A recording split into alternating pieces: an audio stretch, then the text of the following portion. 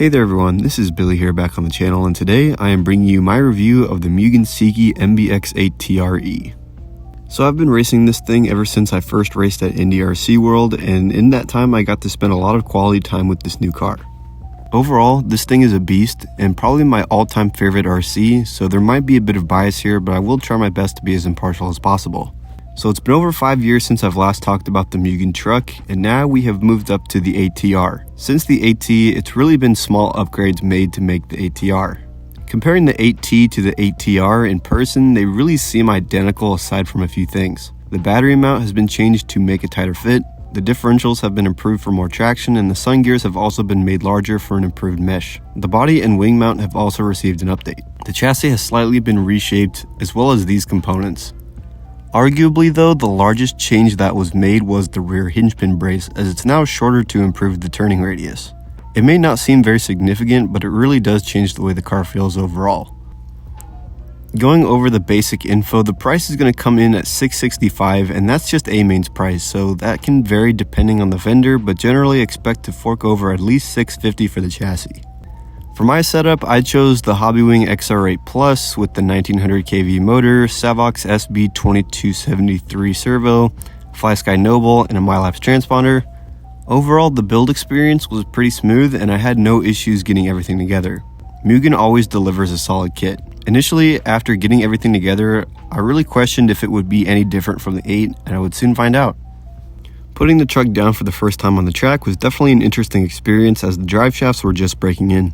Though it wouldn't take long for me to notice how different the driving experience was compared to the 8. The best way that I could describe it would be that it felt lighter going around the track compared to the 8. And I assume that the body would have a lot to do with it, considering that it's much more aerodynamic than the last one. The rear hinge pin brace is also probably a big factor in that lighter feel as well. After a few laps of getting used to it, I really love the way it handled. In regards to the durability of the ATR, it's extremely strong just like any other good Mugen, and have only ever really had one bad crash. But I was able to get it back running in less than an hour. Over my time racing, I've learned that Mugen cars do have a few weak points that are worth pointing out. For starters, the bottom of the chassis is taking a lot of damage in general because it's flat, and having a skid plate can really help keep the rear end of the chassis nice and thick. DE Racing makes them and they are pretty cheap.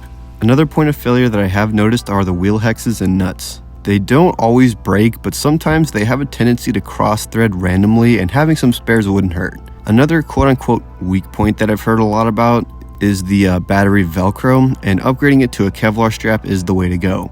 And the motor can sometimes hit the chassis, so having some RC body armor landing pad can also help. Personally, what makes this review more difficult compared to other ones on this channel is the fact that I just haven't played with a lot of other truggies in the past. The other ones that I have used are things like the Losi 8T and the Serpent Truggy, but I haven't really played with the Serpent Truggy enough to really know how I feel about it. And I think everyone knows my opinion on the Losi truck, at least the old ones. They weren't great, but the new ones are a lot better now. But overall though, I've only really just driven the Mugen truck for the most part. Before the 8TR obviously had the regular just 8.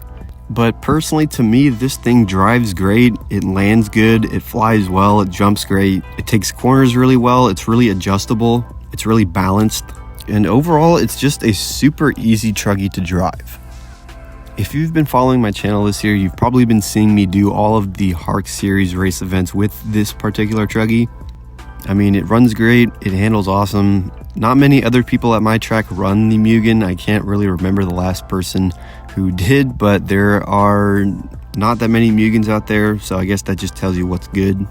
Just kidding. Everyone's preference is different though, so before you do consider purchasing a truggy, make sure you do talk to some people at your track first to make sure you know what you want. Overall, this truggy has to be by far one of the best on the market, as it's won many notable races over these last few years, and it's also helped me win a lot of races recently. It handles well, it's durable, and the part support is pretty solid. I'd really be curious to know what you guys think of the MBX8 TR Eco. Do you run the same truggy? Let me know your guys' thoughts on this in the comments down below, and until next time, I will see you guys later. Peace.